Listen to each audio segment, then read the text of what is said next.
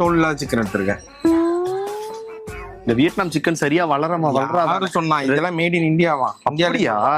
பரவாயில்ல, வேணாம் வைங்க. நான் பிரெட்டையும் சிக்கனையும் வச்சு உங்களுக்கு ஏதாவது ஒண்ணு பண்றேன். வேணான்னு சொல்றது கேளுங்க. மிளகாத்தூள் இருக்கு. ஏன்னா உங்க தூள், மஞ்சள், குழம்பு வைக்கிற மாதிரி எல்லாத்தையும் வாங்கிட்டு இருக்கீங்க. உங்களுக்கு ஒண்ணு பண்ணி தர போறேன். நீங்க எல்லாம் என் கால்ல விழுந்து கெஞ்ச போறீங்க.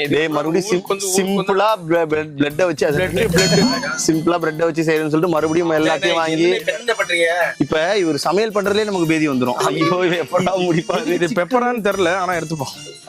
இதாக்கா எது ஒரு மாதிரி கோளாரா இருக்காடா. குட்டி புள்ளியா இருக்கும் போதே எடுத்துட்டு வந்துட்டாங்க.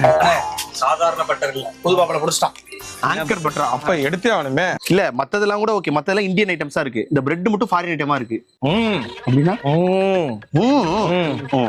6,50,000 ரூபாய்க்கு இப்ப மல்லிகை சாமான் வாங்கணுவாங்க. இருடா, கண்ணு தெரியல எனக்கு. சரி, அப்படியே ட்ரெஸ்ஸை மாத்தணும்னு வையே. டக்குன்னு சமையல்